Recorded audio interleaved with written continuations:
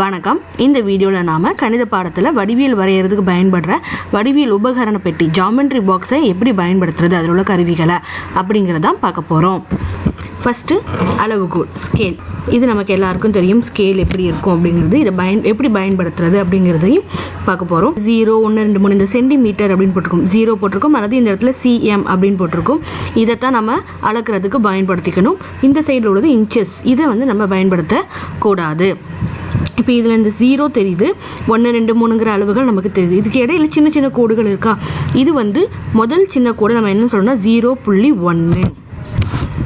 அந்த முதல் சின்ன கோடு 0.1 சொல்லுவோம். ரெண்டாவது சின்ன 0.2, மூணாவது 0.3, 0.4, 0.5 அப்படி சொல்லுவோம். அதே மாதிரி 1க்கு அடுத்துனா 1.1, 1.2, அதே மாதிரி 2க்கு அடுத்து 2.1, 2.2 இப்படி தான் எடுத்துக்கணும் இந்த அளவுகளை. இந்த ஸ்கேலை வச்சு நம்ம என்ன பண்ணுறோம் அப்படின்னு கோட்டு துண்டுகள் வரையவும் அளவுகள் எடுக்கவும் நம்ம என்ன பண்ணிக்கிறோம், ஸ்கேலை பயன்படுத்திக்கிறோம். அடுத்து கவராயம், அது காம்பஸ் அப்படின்னு இங்கிலீஷில் சொல்லுவோம். இதுதான் கவராயம். இப்போ இதில் ஒரு முனை கூர்மையாக இருக்கும், இன்னொரு முறையில் ஒரு இடைவெளி இருக்கும். அதில் நம்ம பென்சிலை என்ன பண்ணிக்கலாம், மாட்டி பயன்படுத்திக்கலாம். இந்த இடத்த அட்ஜஸ்ட் பண்ணோம் அப்படின்னா அது பென்சில் நல்லா டைட்டாக பொருந்திடும். அதுக்கு பிறகு நம்ம அதை வச்சு வரையலாம். சரி, இந்த காம்பஸ் எதுக்கு பயன்படுது, வில் வெட்டுறதுக்கு பயன்படுது. இப்போது நம்ம காம்பஸை எப்படி பயன்படுத்தணும்னு சொல்கிறேன், தெரிஞ்சுக்கோங்க. இந்த பகுதி இருக்குது தெரியுமா, இதை தான் நம்ம எப்போவுமே கையால் பிடிச்சிக்கிடணும். இந்த முனை புள்ளியை ஃபுல்லாக வச்சுக்கிட்டு புள்ளி வைக்கணுமா வச்சுக்கிட்டு நம்ம இந்த இதை நகட்டும் போது இந்த பென்சில் நமக்கு வில் வரையும். இதுதான் வில் அப்படின்னு சொல்லுவோம். இப்போ இதை பிடிச்சி இப்படி நகர்த்தும் போது நமக்கு என்ன பண்ணும், படம் வரைய முடியும். அடுத்து பாகைமானி அல்லது கோணமானி, இங்கிலீஷில் ப்ரொடக்டர்னு சொல்லுவோம். இது எதுக்காக பயன்படுதுன்னா கோணங்களை அளக்கவும் குறிக்கவும் பயன்படுது.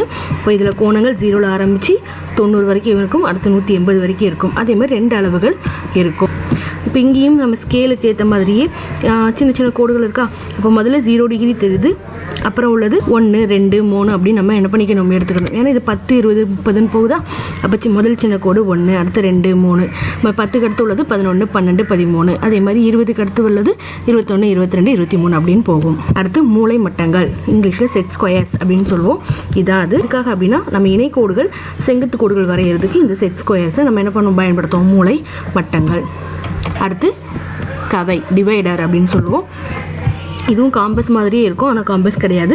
2 பக்கமுமே கூர்மையான முனைகள் இருக்கும். இதான் டிவைடர், அதாவது கவை அப்படின்னு சொல்லுவோம். இது எதுக்கு பயன்படுது, கோட்டுத்துண்டர்களுடைய நீளத்தை அளந்து பார்க்க பயன்படுது. இப்போ இதை நம்ம ஒரு கோட்டுத்துண்டல் 2 முனைகளையும் வரைக்கும் இழுத்து அளந்து பார்த்துட்டு ஒரு ஸ்கேலை வச்சு அளந்து பார்த்தோன்னா அந்த நீளம் எவ்வளவோ அப்படின்னு நம்மளால் கண்டுபிடிக்க முடியும். ஸோ இதுதான் ஜாமெட்ரி பாக்ஸில் உள்ள கருவிகளுடைய பயன்பாடு. இதை வச்சு நம்ம அடுத்து ஜாமெட்ரி எப்படி வரையலாம் அப்படிங்கிறது அடுத்த வீடியோக்களில் பார்ப்போம். நன்றி.